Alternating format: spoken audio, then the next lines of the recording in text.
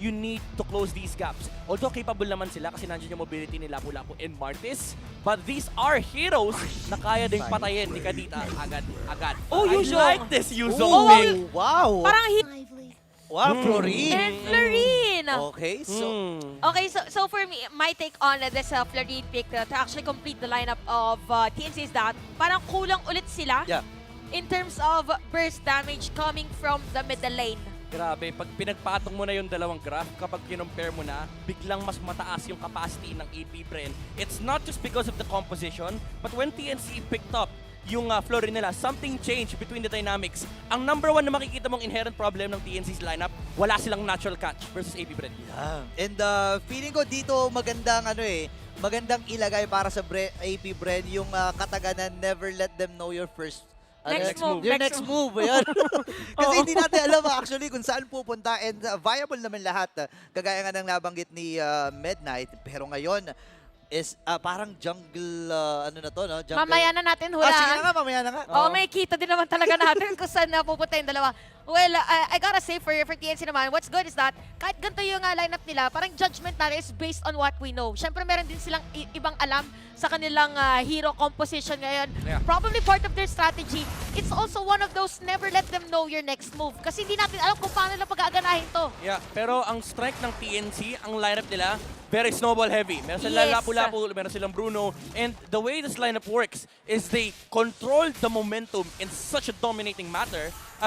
Kasi once na ma-establish nila yung gold lead, hindi problema ang pag-take ng mga towers kasi again, may vision coming up from the Novaria. Oo, tama-tama yan. Tsaka si King Kong din, yung hero niya. Si Marcus Snowball din yan. Maririnig natin ngayon ang ugong ng ating venue. Again, game number 2, AP Bren versus TNC. Pagdating dito sa ating emblems, ano bang pinaka-pansin natin? Parang say, okay. Actually, interesting no, na si Few dito, instead of the typical assassin emblems na actually nakita din natin sa kanya nung ISF, Iba ngayon. kinukuha niya ngayon yung mage emblem. So I feel like naiintindihan ni Few yung difference ng assassin versus versus mage. Kasi yung mage, usually, may mga players na pinaprioritize to for the poke value. And I feel like with Ogwen being in sync with Few, nagmamatter to kasi yung early magic power na makukuha mo, mas madaling gamitin yung harass from AP Bren. Yung bitaw ka lang ng bitaw. Exactly. Kasi hindi nagmamatter masyado yung burst damage na talaga magbe-benefit ka if you have penetration. Yeah. Kahit tumama lang yung first skill ni Few, okay na yun. Oo. Kasi napakataas ng damage. Tapos meron pang pwedeng follow up eh. So Exactly. parang ano to, kinokompleto na yung ingredients Yep. para dun sa napagandang panlasa para sa kanila. So makikita natin ngayon para sa ating dalawang koponan, maingat lang. At yung mga ganyang galaw, for sure ay alam din ng TNC na nandun si Ogwen ng moment na yun. So 3, 2 seconds bago magasimula ang ating third objective. At unang pupwesto dito is of course our junglers. Nandito na rin si Hugh, nandito na rin si Ogwen. Uy, masakit-sakit to hindi niya pwedeng tambayan. Yan, pero tumama yung stun ng Curse of Crow doon sa pagkakataon na yun. At umatras actually si King Kong doon sa contest or doon sa planong contestation doon sa turtle. Grabe talaga yung boost ko. Lalim ni Flop. Grabe mga sila pinapakita ni Flop. Talagang commit sa trabaho.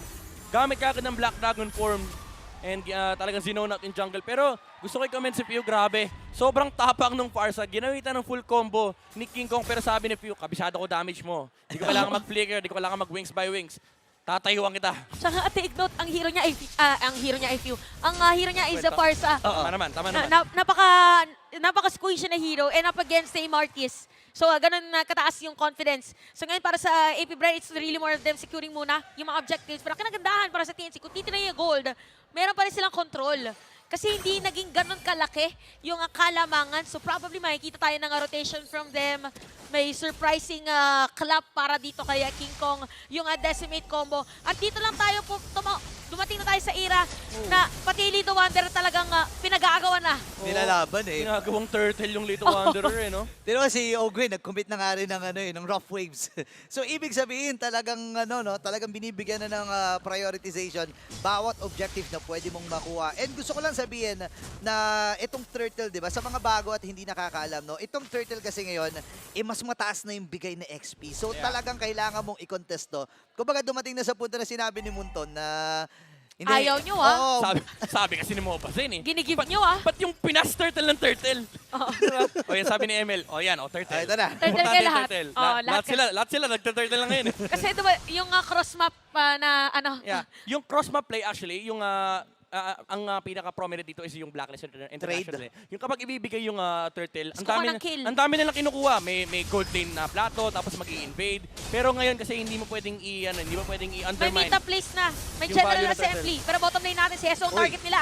Nakikipagsabayan din sa dalawa. Grabe yung Hoho! sustain dito ng isang lapu-lapu. Heso, talagang medyo kabisado niya kung gaano kalakas yung makukuha niyang regeneration if ever doon. Yeah. At yung turtle, hinahatak na rin ha. Yeah, unlike game number 1, kahit pa sabihin natin may problem sa catching and TNC, what they have right now is still sustain.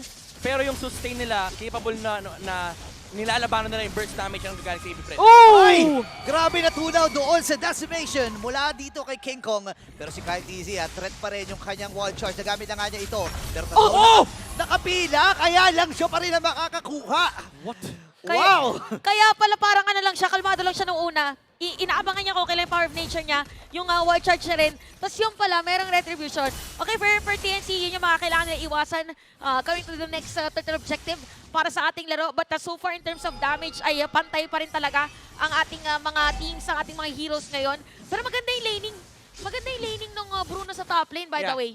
Medyo naka-vacation mode si Innocent dito. Even though one level ahead si Super Marco. Pero by the way, gusto ko lang sabihin yung ginawa ni Kyle Tizzy kanina, hindi ganun kasimple yun. Kapag in-imagine mo, naka-hold yung power of nature, tapos nag-retry siya. Dalawang daliri sa isang kamay yung gagamitin mo para mangyari yun. And napakalupit ng play niya kasi nandun yung mentality niya na may Mortal Coil, ang daming panggulo, hindi ko bibitawan yung CC immunity ko sa pater. Uy, pero speak of CC, nandun yung CC, pero nakaiwas. Sino nga ba masisisi dito si Hesu? Ay inabutan na ng tatlo and Super Marco ay makakakuha na ng kanyang unang kill. Owen. Kaya lang si King Kong ayaw sumuko. Gusto sanang pitasin itong si Ogwen. Pero nandun yung damage at yung kate na rin ng mga normal damage na nang bumula dito sa isang Martis. Oo, ramdam na rin natin na para sa side ng TNC na nandun at gusto nang gumawa ng play. But still for AP Bren, maganda ang pagkakatakas nila. And look at the laning, by the way, of Flap TZ doon sa may bottom lane. Naangat nga yung minion wave habang nagti-teamfight ng moment na yun. At still top lane, gusto pa rin depensahan. AP Bren, madedepensahan pa rin yung top lane. Gapiso na lang. Gapiso talaga. Literal one hit. Kahit nga si Bentings yung tumira dyan, babagsakin to rin na yun eh. Konti na lang. Pero ganun pa rin, doon natin makikita that for Bren or AP Bren, hindi sila willing to give out resources against the TNC. And if they have the time to defend a specific lane, why not? By the way, gusto ko lang highlight dito yung itemization ng magkabilang junglers to. May insurance sila sa mga physical damage na magkabilang kupunan. Kasi si Kyle Tizzy, actually nirush niya yung blade armor after nung kanyang initial leg plates pati molten essence. That's also true with King Kong na meron siyang leg plates dito just to mitigate some damage coming out from Super Marco and si Flap Tizzy. And of course, yung power of nature na rin nagagaling mula kay Kyle. Interestingly enough, si Flap ay naka War Axe on Yuzong. Walang kita ata natin nito. Well, siya din naman yung siya din naman yung halos next spam niyan ng MPL Season 6 and 7. So, kakaibang timpla naman natin makikita. Ito na objective, sinisimulan natin. Tinawag na yung Dragon, pati na rin yung Feathered Airstrike. Ganda ng bugaw na ginagawa dito ni Black TZ. Napalayo talaga ng gusto itong si King Kong at walang naging attempt para sa TNC na i-contest yun. Habang si Super Marco, talagang inuunahan na ni Innocent. Aabot ba siya? Nandun yung dash. Nagamit kanina para kaninang Wave the World. Habang si Super Marco ay may outlane na gagawin. At sino ang magiging next na casualty? Bentings ay isasama na natin sa listahan ngayon. Kyle TZ nakakatunog dito sa may bandang gitna. King Kong at itong si Hezo. At least kahit paano ay nakuha sila. Pero sa may bandang ibaba may ginagawa si Flap. What an outplay para doon sa marksman. AP Bren, Super Marco, sabi niya, okay lang, parang isusugal ko na, sasalubungin ko na rin. And in an instant, nakakuha niya dito si Innocent. At habang nangyari yun, nabaget ni Burrito kanina na si Flap TZ nakakuha pa ng Torres. So parang ngayon sa AP Bren, hindi na pinipilit. Kung wala naman teamfight na kailangan si Flap TZ dito, wag. I'm pretty sure hinintay pa nga ni Super Marco yung dash ni Bruno bago niya ginamit yung second skill. Kasi ang different difference na sana noon, kapag ginamit ni Brody yung second skill, may istakan siya, tapos next normal hit, aabutan siya ni Innocent with the dash also, and tatamaan siya ng stun. So, talagang hinintay niya mag-dash yung Bruno. Nung nag-dash na, umatang siya, tsaka yung second skill, para siya yung may stun. Ay, yun pala yun. So, pigil na Oh pigil my God. din. Parang Grabe yung micro. kakaibang teknikan. Pero kinagandahan nun, guys, para kay Innocent, ramdam mo na yung damage. Oh yeah. Kasi hindi pa siya sumasama sa teamfight eh. So hindi pa natin nakikita yung full potential, full damage na kayang ibigay ng TNC with Innocent as part of the teamfight. Kaya kung makikita nyo, yung trajectory niya ngayon, Yeah. sa kanila na. Hawak niya na yung double crit item niya. Papasok mo pa dyan yung Fatal coming out from the emblem na may additional crit. And si Super Marco naman, hawak niya yung demonyong build kay Brody. Yung Blade of Heptasis tsaka yung Maleficor. Galit sa armor yung taong yan. Yung sobrang kate. May pinaplano sila dito. Nagamit na yung Bloom na ultimate mula kay Grabe! Benji. Dragonford. Makati na rin dito si Innocent pero Petrify nagamit na mula dito kay Oh, Pew. barrier. Breaker niya nagagamitin niya for the follow-up. And si Innocent ang mamamatay doon sa naging proseso. Wala rin si Flap TZ for the next 20 seconds habang si King Kong ang plano ata niya ay kagatin itong si Pew. Nandun yung Astral Meteor at susuko na muna ang TNC. Lord ay available na. Grabe, El Capitan. Ginamit pa niya yung flicker niya Flicker, para umabot yung Feathered Essex. Sabi niya, delikado na, hindi na inosente. Jesu! Oh, pinilane! Si Heso ngayon! Torn apart memory para kay Super Marco. Andun yung Astral Echo. Wow! Hindi na mapaliwanag ng siyensya. Dinadaan nila sa bilang eh. Every single time na nakakakita tayo ng outplay from AP Bren, it's scientific. Nakita natin kanina yung flicker play coming out from Pew kasi alam na walang dash pero mamaya tayo pag-usapan yung skitong inahabol dito. Ang kati King Kong dito, bababa sa 40% yung kanyang health. Torn apart memory para mapababa ng gusto at hindi na mag-attempt ang kapunan ng CNC doon sa unang Lord game. Again, very scientific approach coming out from AP Bren. Nakita natin kanina, gusto ko balikan yung kill kay Bruno. Yung Guardian's Barrier nakasakto doon sa dadasyan ni Bruno kaya nauntog 10 si Innocent. bits. And Oo. nag-flicker siya, nag-purify na siya. So wala nang takbo si Innocent. And si Pew, saktong-sakto yung kanyang flicker play. And si Heso kanina, alam nila walang bravest fighter. Sabi ni Super Marco, wala kang bravest fighter. Okay. Hindi ka matapang ngayon. Sa second skill lang kita. Brave fighter lang muna siya. Hindi mo na siya brave. Fighter ka lang. Fighter ka lang muna ngayon. Mag-prayer for TNC. Nakita na natin dito yung sustain na kayang ibigay ni Bentings. So nandun na eh. Kanina sa may bottom lane, nagkataon lang talaga yung artillery burst na pwedeng ibigay dito ni Few. Counters game. So paganda na to ng team fight! Ay, nandun yung wild charge. Buti na nakatakas dito mga members ng TNC habang Blackjacker form para kay Flap TZ. Maraming mga na-exhaust or maraming mga nagamit na ultimates dito, both parties. Pero yung Lord kasi ay nandun pa sa may bandang itaas eh. Sa may baba eh. Grabe mapasigaw kapag may biglaan. Sabi pala natin, depende sa team fight na gagawin. Yeah. And they're really aggressive ang AP Bren ngayon as much as possible. If they wanna set up, why not? Napaagalan ng konti yung wild charge pero again, it's the same idea with what they did earlier. Pinagsakan ng Feathered Airstrike, nung nag-back yung TNC, nakita natin biglang kasunod yung wild charge at yung Black Dragon form. Yeah. Nandun yung mentality na even if does not hit, makukuha pa rin natin yung tower sa may middle lane kasi si Super Marco naka-tower lock.